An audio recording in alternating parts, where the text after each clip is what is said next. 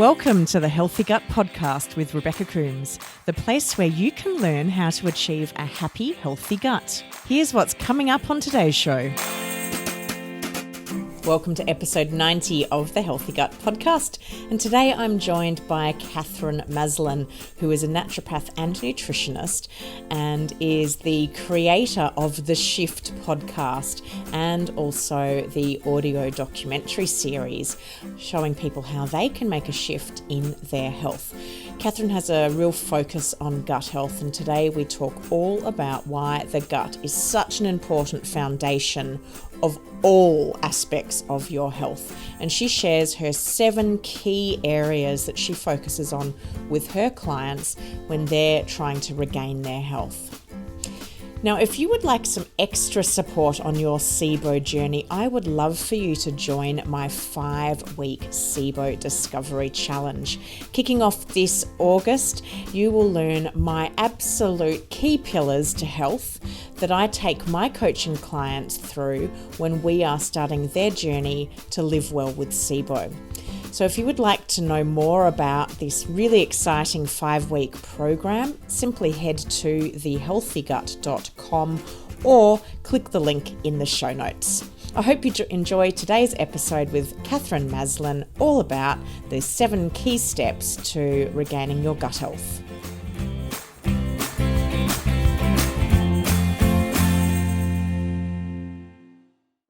Welcome to the Healthy Gut Podcast. I'm your host, Rebecca Coombs, and today I'm joined by Katherine Maslen, who is a naturopath, a nutritionist, a mother, entrepreneur, and author of the best-selling book, Get Well, Stay Well. And as well as having personally seen over 5,000 people in her clinical practice, where she specialises in complex and chronic disease, Katherine is the principal and creator of the integrated health clinic Shift, where they have a unique world-first membership-based model of holistic healthcare. Katherine's an international speaker, media commentator, and the host of The Shift, an audio docu-series all about gut health.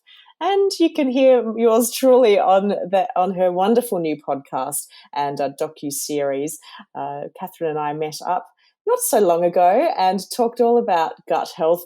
Today we're going to be talking about gut health, but more importantly, why it's so vital for us to consider more than just our gut when we're returning our bodies to health. So welcome to the Healthy Gut Podcast, Katherine. It's great to have you on the show. Thanks so much for having me.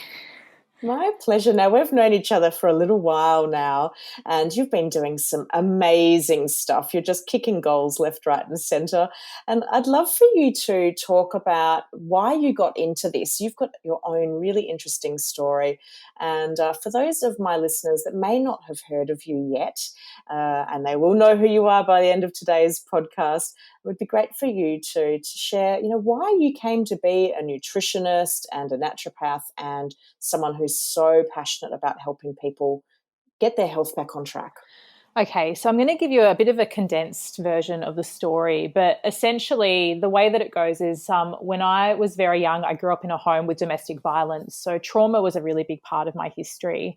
And as a result of that, sort of had quite a troubled childhood, ended up, on heroin at the age of 15. So for a lot of people, that might seem as quite a shock, but, it was a big time in my life and there was a lot going on. And I guess that was my way of dealing with it.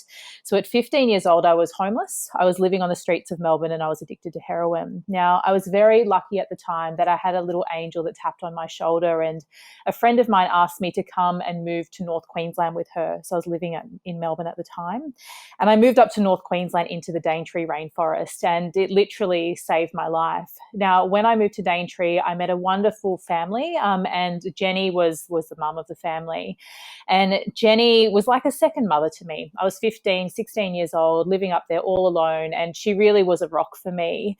But unfortunately, Jenny had a condition called lupus, which is an autoimmune disease. And as the years went by, Jenny got sicker and sicker. And what I observed was her medication cabinet grew and grew and grew, but she wasn't getting any better. So it kind of, made me really think, goodness, like, is this really the way to go? Jenny, she's seeing all these doctors, she's taking all these medications, and she's actually getting worse and not better. So it really led me to have a drive to look into different things. And it just so happens that I stumbled across a book on herbal medicine one day. And I read this book, and it was called Herbal Rituals. And it was a bit quite romanticized, actually, account of herbal medicine and how they work. And I thought, oh my God, like, why aren't people using these medicines, and why don't more people know about it? So I packed up and moved down to Brisbane, and I started to study naturopathy. So unfortunately, while I was studying, I got a phone call from Jenny's daughter one day, and Jenny had passed away. She was only 45 years old. So, she wasn't very old, and it was a hard time for me, but it really strengthened my resolve to go, you know what, we just really need to be doing better for people. So I went on to do a Bachelor of Western Herbal Medicine and then a Bachelor of Naturopathy, and I started practicing about 12 years ago, and I haven't really looked back. And there are so many people that are so grateful that you haven't looked back and that you've done the training that you've done. It's really interesting that you had that experience of watching someone who was under the care of so many doctors on so many medications and just getting sicker. And I watched that with my own dad. He has leukemia. He's got a whole host of gut issues. Not that he's doing anything about it. And Dad is getting sicker, and traditional or, standard Western medicine is sure keeping him alive because he's got leukemia and he would have passed away if he hadn't gone on to his medication. But I know there's so much more that could be done for my dad if only he was open to it, which he's not, sadly. And I think that's a really important first step often, is being open to look at different options. And I think it'll be a good conversation that we can have today, Rebecca, because there's that being ready to look at your stuff, do the work, something that triggers you enough where you're unwell enough that you're going to need to look at things. But also then it's like, are you ready to look at all the parts, the emotional parts, the physical parts, the spiritual parts of you that have led you to be, where you are today? And that can be really confronting and challenging, as I know myself. As you know, we've been through our own experiences. Talk to me about what you see with the people that come through your clinic. What generally happens for somebody to be ready to make the shift? Okay, so to begin with, there needs to be a point of crisis. So what we're really, really good at is suppressing stuff for as long as we possibly can. And we're brought up in this culture where it's sort of a she'll be right, mate, just keep going, get on with it type of attitude, where people really ignore things until they get pretty bad. So what this means that often that by the time people come to their door, their symptoms are bothering them enough that they're in a bit of a crisis point where it's affecting their quality of life or their relationships or their energy or just how they're feeling day to day. So when people come to see us, we actually are looking to put them on a journey, but the start of the journey always needs to begin with the person being ready. And they may not necessarily have to be ready for everything, but they need to be ready to make some level of change. So a good example of that is someone might be ready to, just reduce the sugar in their diet and change a few little things while we kind of build up that confidence and courage and energy and vitality so that they can take the next step. Our clinic, we specialize in membership-based care, and we work with people for a minimum of 4 months. So we are really looking to work with people who are ready and really want to make significant shifts in their life. But also we recognize that wellness is a journey and there's a lot of ups and downs. And anyone that's listening that's alive will really recognize that there's good and bad times, and the health and healing journey isn't linear, especially when you're looking at your Sibo type stuff. And it can be really up and down. So what we want to really recognize is that when people are on a wellness journey and they're trying to make these shifts, that there's going to be multiple small shifts that lead to big shifts in your health and your life, and that you need to recognize that it's not always going to be good times and you need to roll with that. So what we really want to look at is, are you ready? Let's help to navigate those roadblocks along the way so that you can continue to progress and be more and more ready to make change in your life. Something that I hear commonly, and I really see that there's a correlation between the type A overachiever type personalities, of which I fall into that category. I'm always trying to do things the best, the fastest, the quickest, the most perfect. And that's really common with the people I speak to anyway amongst the Sibo community. And so that approach is then put through our Sibo treatment. And this is exactly what I did when I finally discovered this thing that had been bothering me for so many years was called Sibo. I wanted to be the most perfect Sibo patient my naturopath had ever seen. And I hear this commonly, that people start their Sibo treatment, they do it perfectly in their mind for a week, 2 weeks, and then they're frustrated that they haven't had complete resolution of their situation, their symptoms, whatever else is going on, because they're like, but I'm doing this perfectly. Why isn't it fixed? Why isn't it ready to go into the new life that I want now? How does one manage those often really high expectations of oneself on a journey that it can be difficult to know how long it's going to take to start to feel better? I think the first thing that you need to be looking at is you need to stop trying to fix yourself. You know, you're not a machine that needs to be fixed. Signs and symptoms are your body's language telling you that you need to look at something in your life, in your mindset, or something that's going on for you. So it's trying to really flip that mentality that there's a problem and I've got to just fix it and I need to be back to normal, whatever normal is, because the state that your body is in at the moment, you know, is there for a reason. So it's more about trying to get back to knowing yourself, trusting yourself. Okay, what does my body need? And getting the right help and guidance to get there. Because it is really, really tough. And it's about setting the right expectations as well, because the biggest stress in the treatment journey is putting expectations around wanting everything to be fixed right now. And you didn't get to where you are overnight. So patients that come to see us, for sometimes years, these symptoms have been happening and been building up and building up. And you can't expect that to turn around in a month or even 2 months or often even in 6 months. So one of the old naturopathic sayings we have is that for every year you've had a problem, it will take at least 1 month to fix it or to correct it. So it's looking at giving your body that opportunity for time and healing. But you do have to be proactive as well in this, but it's also trying to separate the mental part of that, the part of you that will obsess and attach to that, because sometimes that can actually self-create what's happening for you. You know, you become your disease rather than experiencing the disease. That's a really important point. And a comment that was made to me early on in my sort of Sibo treatment was someone said to me, you wear a badge of honor of Sibo and of being sick, because that's all I'd ever been. And it was very confronting to have that said to me. I was quite offended and put out in the very early days of that. But I went away and thought about it, and I thought, oh my gosh, they're so right. I have identified as the sick person. Everyone has known me as the sick person. What is my identity?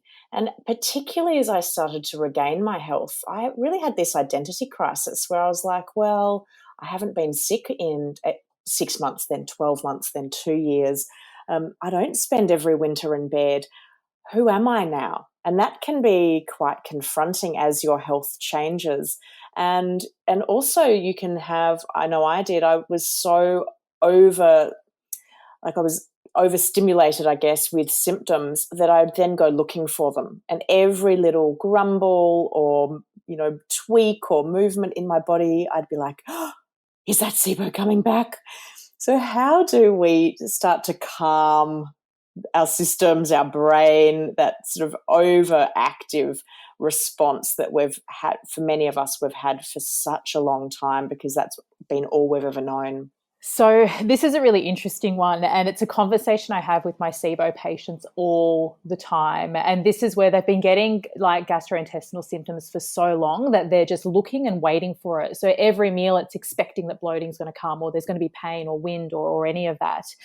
And what I say to them is, for normal humans, they will get bloated sometimes. Okay, so a little bit of bloating can actually be a normal thing.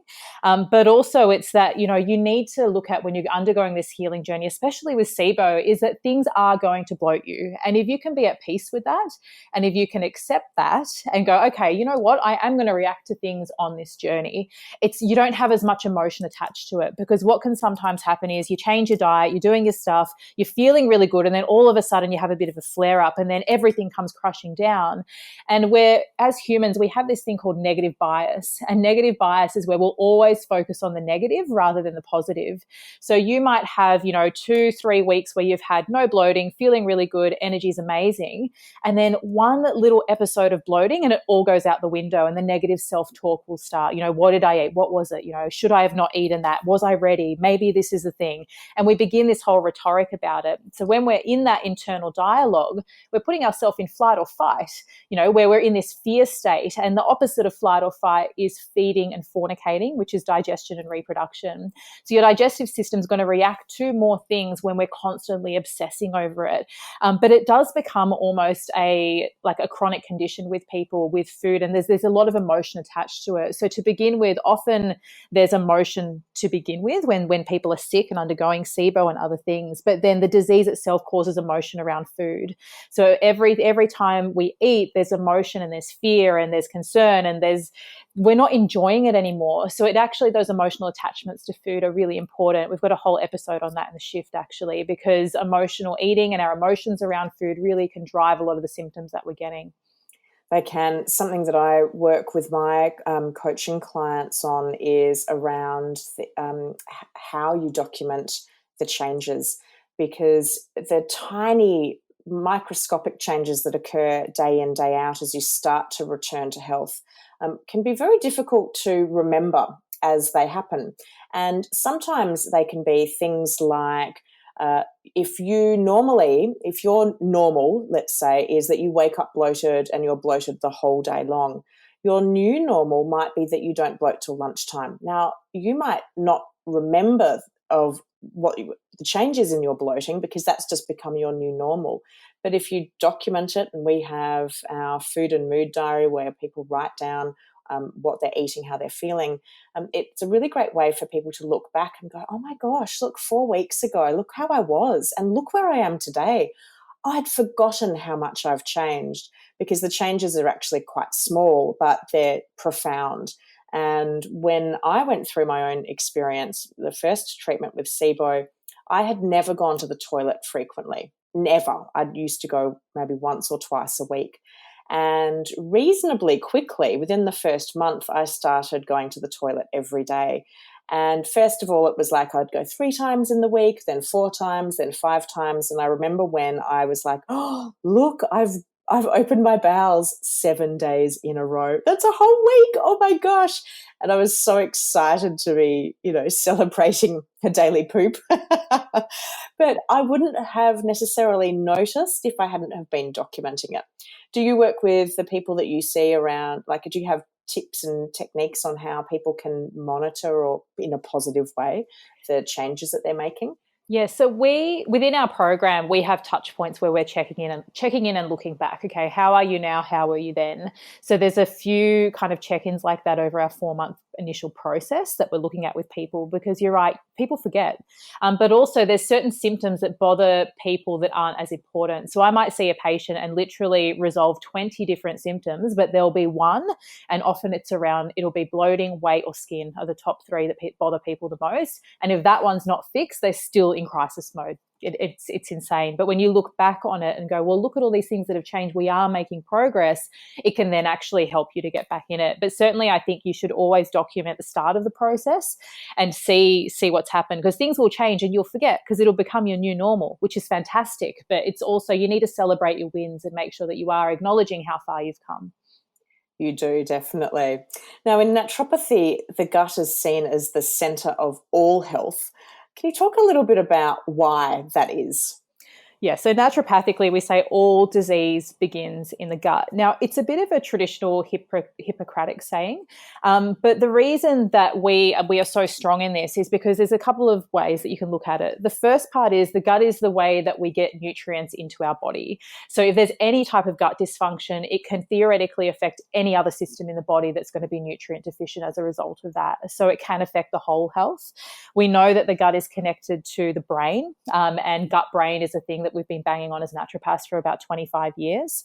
We know that the immune system is really important for gut healing. We know that there's a connection between gut and skin. We know that there's a connection between gut and detoxification and liver. So you name the organ body system, the gut has a connection to it, and they actually will affect one another. So when you talk about gut-brain connection, it's not just your gut that will be affecting your brain and nervous system function. It's actually your nervous system function and stress levels that will affect the gut too. So this is where we look at things naturopathically as holistically, and we're treating the whole body. So I would never have someone come in and I'm only treating their gut. I'd look at the areas. So if they come in, for instance, and they're bloated and they're constipated and they're tired and they're not sleeping, they have anxiety, they're getting colds and flus really frequently, then we're going to be looking at what we need to look at: your gut, your nervous system, your adrenals, but also we need to boost immune system. And what happens with that is that the herbal medicines, nutritional supplements that we're using, and the dietary interventions, they have this synergistic effect. And I say that with naturopathy, we get side benefits rather than side effects largely. So if I'm treating your brain, then I'm going to get a side benefit into the gut. If I'm treating your gut microbes, I'm going to get side benefits into all different areas of the body. So it's very holistic. I really like that, side benefits. That's a great phrase. So you said that you never just treat the gut in isolation. And I see this commonly with people, especially amongst some of those big Facebook groups where they might have taken it upon themselves to treat their gut health because perhaps they don't have a practitioner near them. They haven't found somebody that they gel with. They don't know where to start. So they're reading, oh, well, these people took berberine and Alimax, and well, I guess I should take that too. Firstly, what are the risks if we just treat the gut in isolation, particularly if we're doing it on our own? And what else do we need to be considering? And I know you've got several elements that you consider as well as the gut. Okay, so if you treat anything in isolation, what's going to happen is the pressures outside of that system that are causing the problem may still be there. So I would say, a good 80% of gut issues originate with stress and nervous dysfunction and mood problems. And then a diet, a big proportion of that as well. So if you can imagine that, you're treating the gut, you're doing all the nutrition, and it's helping. Yeah, it'll help because it's sort of healing a bit of damage, but you're going to hit a wall where you're only going to get so far with that because you're not actually addressing the true root cause of things. Now, if you had to choose one system in the body to treat in isolation, I probably would choose the gut, but I would never treat gut without brain, and I would never treat brain without gut. They sort of go hand in hand, and by doing both, you just get better results and things will work better. But it also means then if you're treating the gut, you can be ignoring some other symptoms. So it could be, and this is where you have to be really careful too. You might be treating the gut, for instance, for a bit of bloating, and you're using certain herbs that are calming things down, but you haven't done any other testing to see what else is going on in the body. There could be an autoimmune disease, which is inflammatory, or there could be some nervous dysfunction, or there could be all kinds of things going on. But because you're only focusing on one area, you're missing that whole picture. In regards to taking things like Alimax, which is like your garlic or berberine, or any antimicrobials, I think that really, you need guidance with these things. I think people underestimate the power of herbal medicines in their antimicrobial properties. And to simply go online and look up something or do something that someone else is doing when it's altering your gut microbiome, I think that's actually quite dangerous and can cause more harm than good. Interestingly, I was looking at one of those gut health groups this morning, and there was someone asking advice for a 16-month-old baby saying, hey, I'm trying to heal my baby's gut. What do you think I should do? Should I give them celery juice? And I was just like, please go and see a naturopath. This just isn't the type of thing where you need to ask in a forum. This is where, expert advice is important. And although I think groups and forums are great and really, really supportive, it's not great for what works for one person does not work for another. So you need to make sure that you're doing what's right for you and what's safe. Definitely. And the one thing, I'm like a broken record. When people contact me, I get a lot of emails from people saying, what should I do? Can you give me advice on my treatment? And my standard response is, I will happily put you into the hands of a qualified practitioner. You need to be under the care of a doctor, a naturopath, somebody that has experience, has treated many people with gut issues so they can bring their experience and their qualifications and training to the table to help you. I don't think we should be out there trying to treat ourselves based on something we read on someone's blog or on a Facebook group. I think it's really, really potentially quite dangerous. Something else that was that it can happen, and if anybody wants to go back and listen to episode 6, so right back at the start of the Healthy Gut podcast, I interviewed Katie Caldwell, and she is one of the founding members of a fantastic Sibo support Facebook group.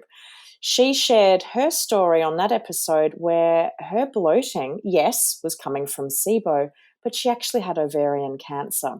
So we can't look at only the gut. And she shared that story because she wants women to really keep looking and investigating and not just settling for, oh, I've got Sibo, that's it. And so that resonates with what you've said, Katherine, around we need to take a whole body approach to looking at why we might be experiencing something, because bloating can be caused by so many things, can't it? Yeah, and this is where you need to go and get a diagnosis. So if you have ongoing chronic gut symptoms, diarrhea, constipation, severe bloating, pain, and that's been going on for a while, you need to rule out that there's nothing more sinister going on. So you do need to go and actually see a doctor to begin with, just to rule out those more sinister things. But you really, a doctor, a naturopath, an integrative GP, someone that's really can have a look at all these underlying factors. Because as you said, you don't want to be missing things like Crohn's disease, ulcerative colitis, certain bowel cancer, etc., can cause some of these symptoms.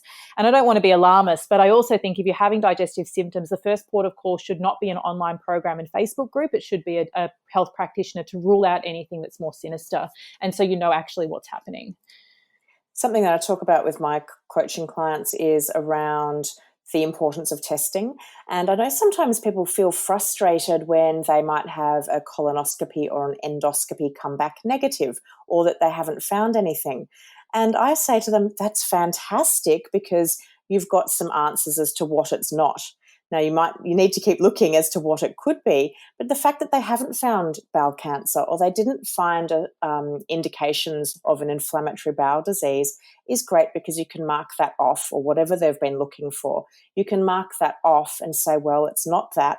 Let's move on through the list of potential things that it can be. So I don't think we should be avoiding testing. I think testing can give us such a good picture of what's going on in our bodies. Absolutely.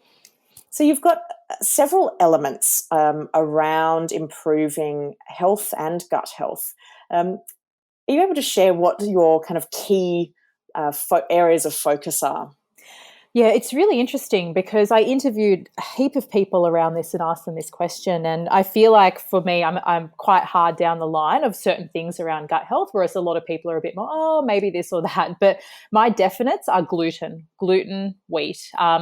Wheat more so, but I would just cut out gluten altogether. And the reason for that is, like, as most of your listeners probably know by now, is that gluten increases zonulin, which wears down the gut lining. It's inflammatory, and we literally just can't digest it. Wheat is not what it used to be. So gluten is actually like a no. I take it out of the diet of all of my patients, but especially if they have gut problems, it's 100%. They need to get off it while they're doing the healing process, 100% at least.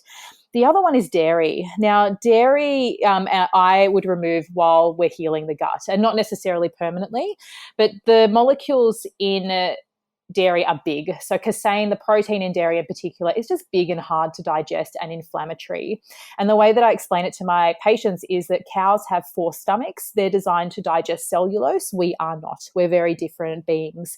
So dairy actually causes a lot of people digestive symptoms. And in fact, most people will find that cutting wheat and dairy out of their diet will relieve a lot of their symptoms, or reduce them at the very least. The other one is sugar. Now, sugar, we're talking refined sugar. I'm not talking fruit, natural sugars, carbohydrates, any of that type of thing, but I'm talking actually straight sugar. So they're sort of my biggest 3 when we're looking at initial gut healing for removal. Obviously, if people have bacterial stuff, we can get into more specifics around FODMAPs and certain things. But as a general rule, that'd be a case-by-case basis. And I don't do a FODMAPs or restrictive diet like that unless I have to. Now, on the other side of things, if we're wanting to improve gut health and improve your microbiome, the biggest thing is fiber. And this is fiber from all different types of sources. So we're talking nuts and seeds, we're talking whole grains, gluten-free whole grains like brown rice, quinoa, buckwheat, millet, that type of thing. Also legumes, so lentils, chickpeas and beans. And I know we're on a Sibo podcast, and for some people in that process, they're not going to be able to have them at certain times. But certainly for my patients, I want to work towards healing them to a point where they can include legumes because they're a fantastic source of protein and soluble fiber. And also fruits and vegetables, unpeeled organic vegetables. Okay. There's a more specific things that we might do, but I'm a really big advisor of bone broth, unless you're vegan. So bone broth is just really healing, nourishing for the gut. And it's something really easy and cheap that people can make and do. And if you are vegan, or even if you can have bone broth, the other food I love for gut is okra. And okra is an Asian vegetable that you can get from Asian supermarkets mostly, but it's really quite slimy. So when you cook with it, it creates this mucilage, and that mucilage is beautiful for healing the lining of the gut, but it's also a really good prebiotic. It's a vegetable that I first encountered when I lived in the UK, and I used to make it quite a bit. I was vegetarian when I was there, so I used to eat, such interesting vegetables brought by the Middle Eastern and African communities to the UK. I made it recently for my partner Sam and I, and he has massive textural issues. Anything that's remotely slimy is completely a turn off for him. He can't even think about slimy food without gagging. And I served up what I thought was a delicious okra. I did it like an Indian style kind of curry, and I was eating it going, oh, isn't this lovely? And he was like, oh, don't ever give that to me again. So I guess if you've got textural issues, maybe start out slowly or small serves. Something that I've had to do with my gut, again, it's this type A personality. You go into, I'm going to go and eat legumes, and then you eat a whole plate, and then you're bloated and gassy, and you're thinking, oh my gosh, why did that fail? So something that I've had to do with my own food as I've reintroduced some of these more fibrous plant-based foods is start slow. How do you get your patients starting slow, and like what kind of quantities do you get people to start out with if they haven't eaten a food for a little while?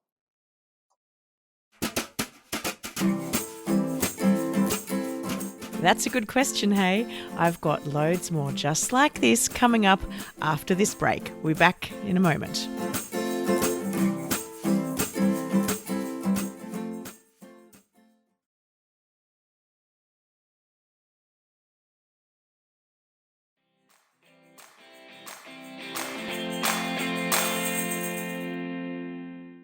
How do you get your patients starting slow, and like what kind of quantities do you get people to start out with if they haven't eaten a food for a little while?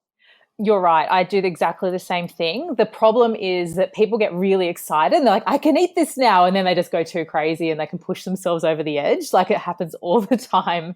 So I would say, for instance, if I'm including legumes, not to go eating a legume curry, but to maybe make like a soup and put like a half a handful of split red lentils that'll go through the entire meal. So you're talking micro amounts, and not doing it every day. So I wouldn't introduce legumes and then they're a daily thing. I'd say try them a couple of times this week and see how that sits. And if that sits really well, okay, we'll try them in maybe just slightly higher quantities. And trying to, when I reintroduce foods, I'm just making sure we're not reintroducing too much at once, because sometimes it can take up a bit of tolerance too, where you might introduce a little bit of the food and it's fine, but then adding another food on top of that too soon, the body hasn't really adjusted and the bacteria just can't handle it and they just ferment the wrong way and then begin to cause symptoms. The other thing is with my Sibo patients as well is just letting them recognize that that fermentation process and those symptoms, it's your body's way of trying to sort stuff out. Like it's working hard in there. It's trying to do its thing. And it's a physiological process. All it is that bacteria is fermenting things in the wrong way, or things are just slightly reacting. So you've got to give your body time. And if it reacts right now, we just need to do some more healing and balancing and go back there. In my experience, most people can end up eating a pretty varied diet, but it's like anything. If you overdo it, it's going to end up causing problems. So it's about finding that balance. And every person's going to be so, so different. And it comes back to the point you made earlier, which is we can't expect, if we've been eating 5 foods for 5 years because we self-restricted and took a whole bunch of food out of our diet in an attempt to make ourselves feel better, we can't expect our body and our gut to just be like, oh, okay, now we're eating 30 different plant-based foods this week, when for such a long time before this we've only had 5. And that can be a bit of a mental shift as well, to say, okay, well, this week I'm just bringing in 1 or 2 new things, and I'm going to just work slowly through a list of veggies and fruits and plant-based foods that I really like. Yeah, and this is the problem as well, is with restricting, is that you've taught your microbiome to survive on a certain diet, and this is where people need to be really careful on being on certain diets for too long. And I see it a lot when people come into my practice and they've been doing FODMAPs for 2 years. They're like, oh, well, I only feel good when I'm on FODMAPs. Like, well, that's because you're eating nothing that's really hard to digest or that's fermentable. So what that does, though, is it takes away all of the good things your microbiome actually need, because a lot of these fibrous things that actually react are some of the best things for gut health. So it's looking at trying to support the body so that it can actually have the good things that it's going to do. And I guess this goes back to that conversation around emotional stuff around food. Don't demonize the food. It's not the food, it's the way your body's reacting to the food that's the problem right now. That's such a great reminder that we shouldn't be hating on the food. The food hasn't done anything wrong, unless, of course, I'm not all for McDonald's, but lettuce and good quality vegetables and fruits. Let's not hate them. They've Leave done the nothing legumes wrong. alone. Yeah. So food and microbiome are really important. I am interested in you talked about how you don't restrict people's diets unless absolutely necessary. And that really that's quite different to many of the Sibo doctors out there and naturopaths and practitioners who are saying, here's a Sibo diet, here's a printout, a handout. Now you follow that for 3, 6, 12 months.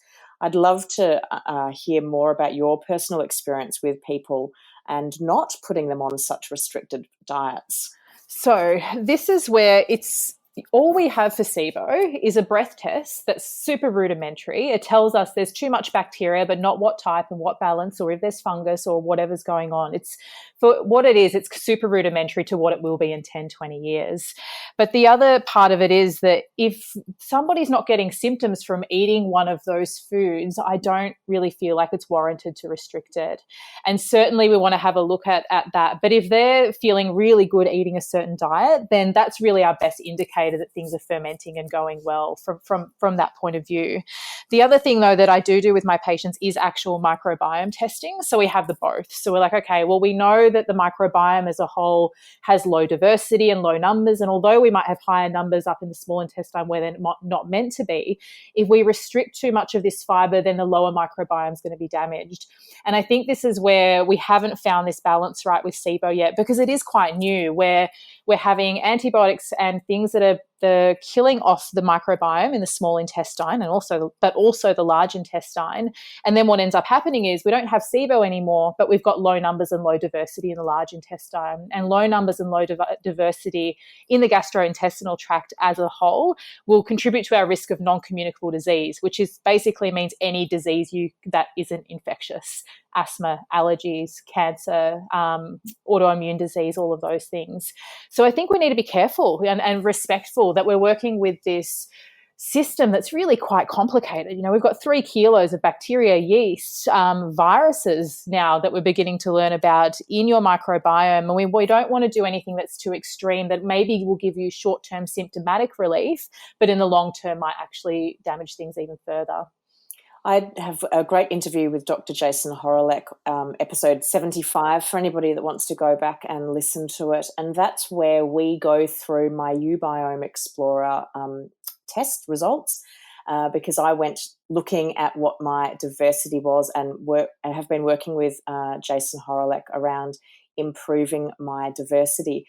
And it's again, we talk about shifts and mindset shifts. In my early days, I was just fixated on kill the critters in my small intestine. Oh, I hate the fact I've got all this bacteria there. And I paid no attention whatsoever to my large bowel. These days, it's actually the reverse. I'm putting lots of attention to my large bowel. It's all about eating a diverse range of plant-based foods, having the right supplementation. And I have relapsing SIBO. I'm full of adhesions, and so my SIBO keeps coming back. And so my approach now is to use the herbs as more like a last resort.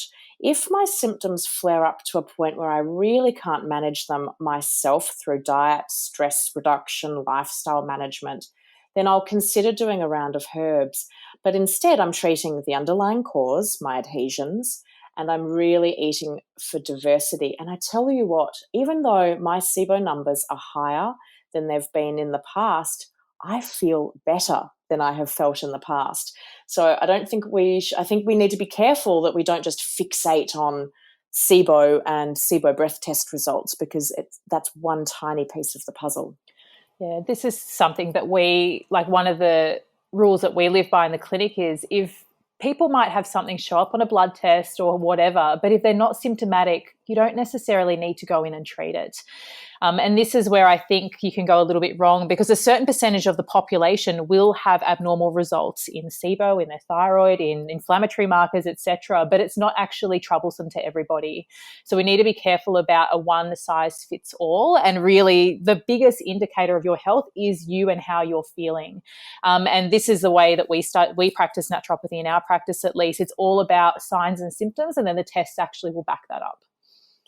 We've talked obviously quite a lot about food, which is so important and such a generally the first starting point for people. And we've talked a bit about the gut microbiome. I'm interested to know if there's anything else you do other than, say, dietary support to support the microbiome. 100%. So we're looking at what is anything that could be potentially damaging it. So one of the big ones is stress. We know that stress and high stress hormones like cortisol directly damages the microbiome. So that's a big one. We know that things like chlorine in the water that you're drinking. So chlorine is a really effective antibacterial. It's what allows us to drink water straight from the tap. So it's an absolute miracle. But if you're drinking unfiltered water, you're actually damaging the microbiome constantly, especially in the upper intestine. And if you're killing off bacteria, perhaps then you're leaving room for more fungal growth there, yeah, which can cause like a SIFO type situation. So it's not a great thing. The other thing is medications. So everyone knows about antibiotics. That's sort of a given. Antibiotics are going to damage your microbiome. But some of the things that I learned on my travels when I did my world tour for the shift was that other medications can really damage your microbiome as well. So non-steroidal anti-inflammatory drugs such as paracetamol and ibuprofen actually are highly damaging to the microbiome. And in fact, I spoke with Professor Rodney Diertert, and he said that a person who knows about this testing can test your microbiome and know which anti-inflammatory drug you are taking based on the results. So that one's a huge one. The other one for women is the oral contraceptive pill. Definitely impacts on your microbiome. And this is something that some women need to take, because they might have pain or etc. But some women are taking this just to, let's say, regulate their cycle in inverted commas, which it doesn't really do.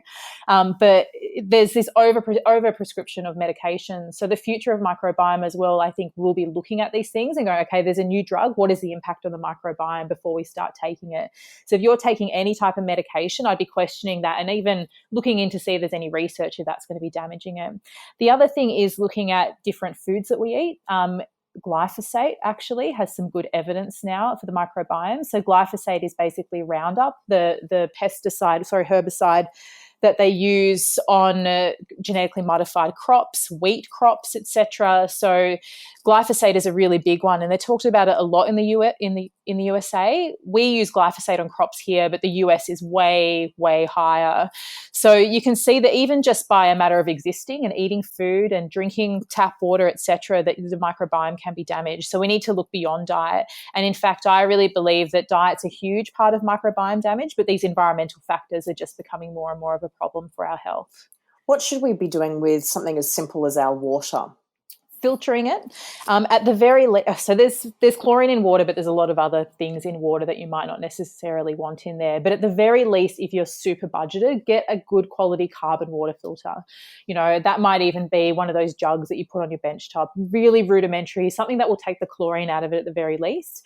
What I like to use though is a water filter that has several layers of filtration. So it might actually filter out the chlorine, but also some of the fluoride hopefully, and then remineralize it as well. well. So there's a lot of different brands out there, but you want one that has several layers of filtration, hopefully, and one that can remove fluoride and chlorine. Fluoride's a really tiny molecule, so if your water filter can remove that, it's removing most of everything. For the people that are perhaps on a lower income or their budget is really tight, what should they be focusing on? Should they be focusing on, investing in a water filtration system? Should they be trying to buy organic produce? Where do you get people to focus their energies if they don't have unlimited pots of money? Firstly, grow some of your own food. If you don't have much money and you have any land, balcony, etc., capacity to do that, try and grow some of your own food. And this might be herbs or some spinach or some of that can actually make up your diet. You want to probably go to the Environmental Working Group website, which is ewc.org. And that actually has a thing called the Dirty Dozen and the Clean 15. So that is a list of the fruits and vegetables that are highest in pesticides and lowest in pesticides. So if you look, for example, on the Dirty Dozen are things like apples and celery and strawberries. So if you're eating a lot of those, you want to actually avoid them. But on the Clean 15, things like avocados, onions are on there, pineapples, rock melons, honeydew, like those type of things you can easily and safely eat conventional. So you can sort of sway your diet a little bit in that way and just try not to consume too many of the highest known pesticide ones.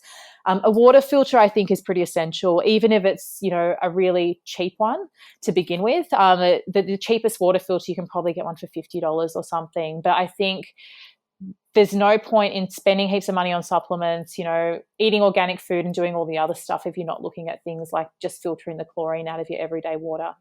Is there also a piece in this water puzzle about how much hydration you're getting every day? Definitely. And if you're underhydrated, it's going to affect your total gut function. It's going to lead to constipation. It's going to affect that. If you have diarrhea, you're going to need more water because you're constantly getting dehydrated through that way.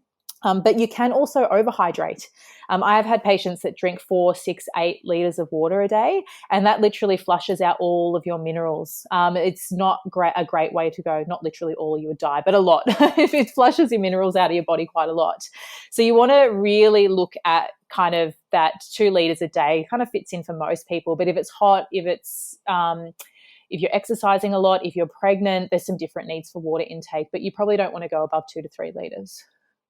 So we've been touching on the whole body approach that you have around getting people back to health. So we've looked at food, the gut microbiome, water. You've touched on stress. How important is stress in getting our bodies back into a healthier state? So what you want to look like, a good analogy is when you're stressed, where do you feel it? Or when you're nervous, where do you feel it? In your stomach.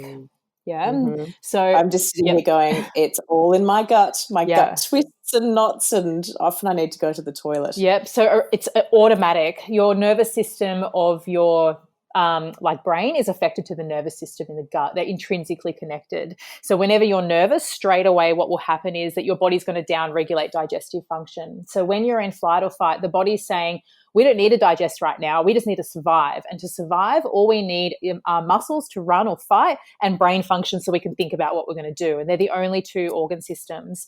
So we're not really going to be getting eaten by a saber-toothed tiger and being extreme flight or fight these days, but most people are in a chronic low-grade flight or fight. So what that means in that state is literally when you're stressed like that, the little acid pumps in your stomach will stop producing acid. Okay, they'll actually stop producing that acid. So what will happen is you're stressed, you have low hydrochloric acid. Hydrochloric acid's job is to keep the bacteria in your small intestine under control. And I think that low hydrochloric acid is a huge role in SIBO as well, because what happens then is you get these bacterial overgrowths and this dysfunction where it shouldn't be. The other thing is your enzymatic function will slow down and your peristalsis can slow down as well, which is that movement through the gut. So as soon as you're stressed, you have alterations in the microbiome, peristalsis issues, low stomach acid, not enough enzymes. And this is where, coming back to, if you're just taking bone broth and slippery elm, it's not going to fix the problem if you're in flight or fight constantly. It's just going to sort of provide a Band-Aid. So what you need to have a look at is, how stressed am I and how am I existing? Now, it's all about mindset and it's about how you're actually looking at this, because sometimes you just need to do a bit of a life inventory, and you need to look at, how am I existing day to day? I think a really good exercise is, if you feel stressed and time poor, is to actually literally write out your day like a bit of a manifesto. Or this is what's happening. I wake up at this time, I eat breakfast, I do this, I drive to work, etc. And having a look in there and thinking, is there actually any space in there where I'm creating relaxation, where I'm not on the go, where I'm not rushing from one thing to another? Because most people's lives go like this. They get up in the morning, they have breakfast, they get the kids ready, they get the kids to school, they get themselves to work, they're working all day. They're probably eating their lunch over their desk because they're so busy and overwhelmed. They finish work, they go and pick up the kids, they're back at home, they're cooking, they're doing the dishes, they're doing the washing up, they're, unloading the washing machine. They might have an hour of TV and then they're asleep. And that's their life, kind of thing. So you really need to think about that. And the other thing is, a lot of people will say, well, I don't have time for meditation, I don't have time for exercise, etc. And this is where you need to make the time, and you need to really look at prioritizing that and find out what's filling up your day. Another really important conversation around stress and overwhelm is looking at screen time and the way that we're using our phones and technology. So there's a really good TED talk on this, actually, that talks about it. They'll try and find for you to put in the show notes, Beck. But basically what it's showing is that in the last 10 years, the amount of time we're looking at our screens has something like tripled. And what that means is that in your day, there's only so much time that you have for yourself that you can do the things that give you joy, that make you happy and keep you unstressed. So if you break up your day in time blocks into human function things like eating, sleeping, showering, etc., preparing food, into work, there's only really 3 or so hours in the day that you actually have to yourself. And we're spending a lot of that on Facebook or scrolling through Instagram or watching Netflix. And there's no stopping cues for these things. Whereas traditionally, if we were reading a book, you would read the chapter of that book, and at the end of that chapter, it would make you consider, do I want to continue or do I want to put this book down? You would watch a TV show. At the end of that TV show, it would be finished and you wouldn't be able to watch it until next week. But now what happens is we're on continuous scroll, where we might be on our screens for an hour, 2 hours, and we're not even really realizing it because everything is just endless. There is no end to Facebook. You will never get to the bottom of it. So it's just bringing that awareness to, if I'm stressed and I don't have time, how much time am I actually on a screen? And if I'm on a screen, am I able to cultivate a place of calm within myself? Because you're always looking at information and getting that overload. You've got a great blog talking about the impact of health influences. And I think that this can often contribute to stress amongst people that are chronically unwell, when they're looking at these people with the perfect bodies, the perfect lives, the perfect makeup, talking about, it's just so easy, just have your green smoothie or celery juice in the morning and you too could be like me. And you're sitting there, maybe carrying more weight than you'd like, bloated, feeling miserable, exhausted, but looking at them thinking, oh, all I've got to do is have celery juice and I could be like them. And I'm stressed because I'm not. Celery juice will fix your life, Beck. It will fix everything. The influences, I think, is really interesting, because what you have is this unrealistic expectation of what health is, and you've got people in bikinis at the beach, and calling that health, drinking a green smoothie with perfectly done makeup, doing Facebook lives, like full makeup, full hair, talking about, getting back to nature. It just doesn't really add up and make any sense. And it's looking at, when we look at these images constantly, this is what we're inundated. It's almost like the new Dolly magazines. When we were kids, we had Dolly, we had Cosmopolitan. We were growing up with all this perfection, but now it's even more, because we can open up our phones at any time, scroll through that feed, and all we have is people that are showing that health is perfect, and health isn't perfect. Health is messy and it's hard and it can be uncomfortable, but it can also bring us so much joy and reward. But it is messy, it's not clean. So just recognize, like, if you're following someone and they don't make you feel good, if you're looking at that and feeling bad about yourself, unfollow. Like, stop putting that stuff in your feed, because it's going to stress you out ultimately. It is, definitely. And this leads into emotional health as well. And I think stress and emotional health are very linked, and also just the emotional health of knowing, I think I need to have a social media detox as well. What do you mean by emotional health when it comes to helping the body return to health? So this is where we look at that we're more than just our body. We're more than just our skin and bones. And you know this because you feel it. And it's very science-based. So we have our physical body, and then we have our mental health, the things you think, and then your emotions sort of come after that. So it's the way that you think and feel and experience things day to day ultimately will affect your health. There's actually studies on this. So there's studies showing that people who have a broken heart are more likely to have a heart attack. Okay, so if they've just undergone a separation or the death of a loved one, that type of thing, it's really interesting when you look at it. But the emotional part of it is the hardest part of ourselves to look at. It's easy to eat a gluten-free diet. It's easy to look at physical symptoms, but to look at the darker part of ourselves, it takes a lot more self-responsibility, and it takes you to really be willing to look at your stuff. And what we say to our patients before they undergo their journey with us is that, we're going to want to look at your stuff. We've all got it. It's all there. And it's our job is to try and tease that out and really find out what's going on for you. And some people aren't ready right at the start. And sometimes when people are in physical distress, so if they've got really bad SIBO and they're in pain all the time, it might not be the time for them to work on their emotional stuff. They might need to actually get out of the crisis so that they can be in their body, so that they can actually look at that and acknowledge it. But certainly we would look at emotional health being so important, especially for gut. I've never, ever had a patient with a chronic gut complaint, and I've seen over 5,000 of them, that hasn't had an emotional link to it, not one. Something that I see commonly, because I now am moving into the space of doing a podcast for all around sexual abuse and abuse of children, because that's been my history. And because I've been opening up about this, and I talk a lot about being, someone that survived sexual abuse, the number of SIBO patients, of women that contact me who say, I was sexually abused. And that's just one component of emotional health that we need to deal with. But I hear so commonly there's been sexual abuse, physical abuse, emotional abuse that has been a picture in somebody's life. And it's stuff that I've worked on, will continue to work on. And I really agree with you. I think you need to be in a point where you're ready, and this comes back to what you said at the start, that you need to be ready to make some changes. And by the time you're getting to the emotional health piece, you really do need to be wanting to do it and ready to do it, because boy, oh boy, can some stuff come up from the past that you've locked away, thought you'd thrown away the key, and now you're facing it and dealing with it. But it's so good to do that. It is. And I think there's, it's just finding the right support at the right time and recognizing it's a lifelong journey. Growing is if you want to grow and progress in this life, you will have to be looking at your health, your emotions, all of this stuff.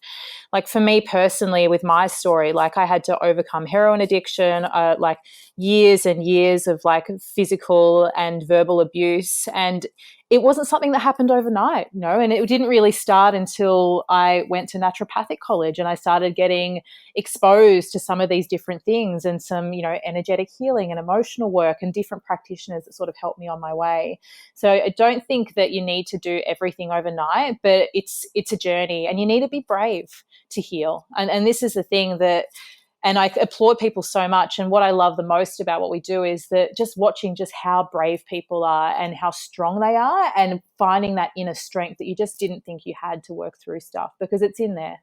It is, and it makes you really proud. And I speak from my own experience. I never knew I was as strong as I am.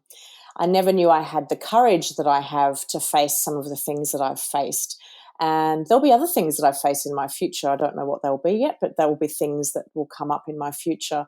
I'm really proud of what I've been able to achieve and accomplish in terms of dealing with the emotional stuff from my past. And but 10 years ago, I could not even bear to think about it. So, this evolution occurs. We touched on environmental toxicity with talking about water and what's in our water. What other environmental toxins should we be considering when we're trying to bring our bodies back to health? Okay, so outside of gut health, most of our environmental toxins actually have the biggest impact on hormones and your reproductive system. So some of the really big ones are plastic toxins. So things like bisphenol A, but not just bisphenol A, or bisphenols. So most plastics actually have some level of toxicity in them. So don't be fooled by BPA products. You really just need to go plastic free. But BPA is an interesting one. It's a xenoestrogen, so it actually mimics estrogen. It's an endocrine disrupting chemical. It's been found to be associated with increases in infertility, with high blood pressure, even with IQ in children. There's been studies on BPA that have found to be links there. So it is something we need to get rid of. The good thing about BPA is that, and other bisphenols, is as soon as you stop using plastic and plastic products, that actually things will improve it'll get cleared from your system quite quickly, at least anyway. So don't just think plastic drinking bottles, think food containers. Liquids and plastics are particularly bad. So anything liquid that's in a pouch, anything canned, because the can's aligned with plastic, soft drinks, the can's aligned with plastic. Also coffee cups. So paper coffee cups aligned with plastic. When you heat plastic, it releases up to 50 times more BPA into your drink. So looking out for all of those things. The other one, really big one, is phthalates. And phthalates actually are studied more and more. Certain ones are banned in certain countries, not in Australia. But phthalates actually cause disruption of the endocrine system as well. So phthalates have been associated again with increases in, associated with breast cancer, associated with feminization in young boys even, so quite estrogenic type effects, and a swath of other things. They're really chemicals you don't want in your body. The good thing about phthalates is that we can avoid them largely because they're mostly found in personal care products under fragrances. So anything that, if you listening to this podcast at home or when you get home, go into your shower, go into your bathroom, and I want you to pick up all of your products there. And if it says fragrance or parfum on the label, it has phthalates in it. So it's really easy to identify. And this is things like shampoos, conditioners, moisturizers, makeup, anything that you're going to be using, dishwashing liquid, dishwashing powder, all of that stuff is going to have phthalates. So we need to look out for that. The other source of phthalates actually is scented candles and air fresheners, anything that has a scent. And once you cut these things out of your life, you become really hyper aware of these powerful perfumes because they really are really intense. So phthalates, BPA is another really big one. And the other one is really just looking at pesticides, so eating organic wherever possible. So all of our food chain has got pesticides through it. There's still even traces of DDT in the soil. So we need to really make sure that we're eating organic where possible. And like I said, if budget's a real issue, look at the Dirty Dozen and the Clean 15. I also talk to people about just thinking about where your meat is coming from. So not using, Cajun battery chickens, making sure that your beef that you're having is antibiotic free. So 2/3 of the antibiotics that come into Australia go to livestock like cattle and pigs. So even if you're not taking antibiotics and you're eating these foods all the time, you're actually getting it through the food chain. So really thinking about, how did this actually get on my plate? I love farmers markets. You can go talk to the farmers about what they use and what they're growing and really try and get in touch with the food. One of the other really interesting things I learned on my travel was just the relationship between the soil microbiome and the plant microbiome and our microbiome. So if we're not eating foods that have microbes on them, i.e. organic food that's pulled straight from the soil, it can actually impact on our gut as well. It can, and I remember watching a program on TV not that long ago, and it was fascinating. It was a soil microbiologist who would go to farms, test the microbiome of the soil, and then reintroduce species as necessary and help farmers grow crops that were then growing in amazing soil. And I was just so fascinated by that. And she was showing slides under microscopes of a very barren soil versus a really rich and microbiome diverse soil. And it's very easy to forget or not to think about what's happening to the food that we're eating, especially when it's been packaged up and it comes in a plastic wrap in our supermarket. But it's so important. And it goes back to what you were saying, try and grow what you can of your own. We live in an apartment. We don't have a garden, but we grow things on our balcony. And even if it's just a few herbs and a few vegetables here and there, we're still doing something that we've grown with our own two hands, or I should say Sam's two hands. My green thumb is not great. It kills plants before it grows them, which is just so awful for someone like me, because I feel like I should, be a much better plant grower than I am. But we really do make an effort to grow things. Something that I do, so again, this has been a process for me, stripping out. I went through and looked at all of the products I was using in my house. I've talked about this on previous podcasts. I now use really natural products, natural deodorant, natural shampoo and conditioner, natural washing powders, hand soaps, all of those types of things. I used to wear perfume every day. I now don't. So there's a big change that's occurred in the way I approach my products. And also looking at my food. And something I really recommend you do is look at who's in your local community or within your state who is farming organically or biodynamically, who may offer boxes of produce that they will deliver to your city. You could pick them up at a local store, they deliver to your door. We do that for pork and for chicken, and where I would do it for eggs, although I'm not doing great with eggs at the moment. And it not only are we supporting a local farmer, which I love, we've visited the farmers, so we've seen firsthand their farming practices. They welcome people onto their farms, which is always a really great sign. We can see the quality of their animals, and they really are happy animals. And then we get this amazing meat that is straight from the farm. It's incredibly fresh. It tastes amazing. And we're not then buying any meat from the supermarket where, it's really questionable what practices have gone into producing that. I rather eat less meat and put my money into really good meat than buy big slabs of meat from the supermarket and not be helping my body at all. Yeah, absolutely. And it's just conscious eating, really. And I love this conversation around the microbiome and our environment. It's just really the research that's showing is that we're so interconnected to everything, our microbes to us, us to the environment, our soil, our food source. It's all part of one. It is. Something that you offer in your clinic is body work, and I'm interested to hear from your perspective how important the body, the physical structure of the body, the alignment of the body is to regaining health. It's really important, and this is where you can't compartmentalize things. You're part of one, and I think that having body awareness around that structure. So that is, doing yoga, doing movement practices, doing stretching so that you have an awareness around your body will actually lead you to an awareness in other areas of the life. And certainly if you have spinal misalignment and congestion in certain areas and inflammation, it can actually inflame your gut and other areas of the body too. So movement's important. I love yoga for gut health because it works on stress and relaxation, but it also provides compression and movement around your lymphatic system and the gastrointestinal organs, which provides more blood supply to them as well. I love yoga too. It's my most favorite sort of structured exercise. I think it's just fantastic. Yeah, absolutely. So we've covered quite a lot of things, and to recap, the key areas that you look at in terms of improving gut health and overall health of food, the gut microbiome, water, stress, emotional health, environmental toxicity, and body structure and alignment. Is there anything else that we haven't yet touched on that you feel is very important to returning to health? No, I think too, though, that sometimes people can get a bit overwhelmed when they see all the pieces that are important and what they need to do. But, you need to take things one step at a time, and you don't need to treat all of the systems and look at all of the things. It's about making small steps in the right direction. And if you keep making small steps in the right direction, you'll eventually get there. You will.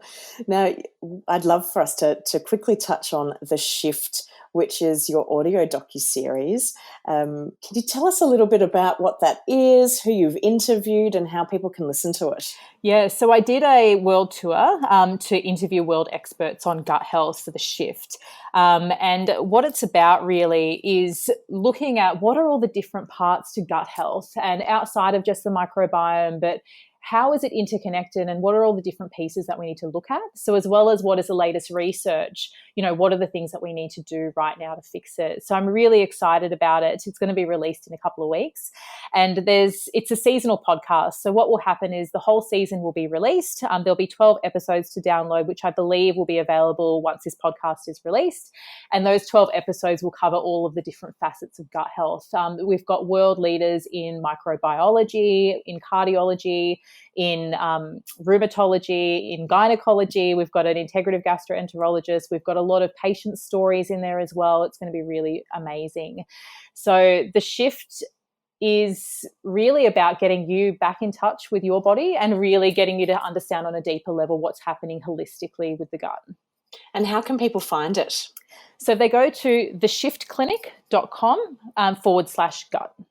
Wonderful. And that link and the others that we've mentioned in today's podcast are available on the show notes. So just head to thehealthygut.com /podcast, where you will be able to see today's episode, get the show notes, and see all the other episodes that we've done. Katherine Maslen, thank you so much for coming on to the Healthy Gut podcast today and sharing your enormous wealth of wisdom when it comes to all things gut health and body health. I've learnt so much from you today and really enjoyed talking with you. Thank you so much. It's been wonderful. I hope you enjoyed today's episode with Katherine Maslen. She's always so full of interesting information on how she shares her knowledge and experience to help her patients return to health. Now, guys, don't forget that I've got my 5-week discovery challenge coming up this August. If you would like to learn more about how you can live well with SIBO, you can sign up at thehealthygut.com or head to the show notes from today's episode and you can click the link to learn more about the program. And as always, I would simply love it if you would leave a rating and review from today's show to let other people know that this is the right SIBO podcast for them.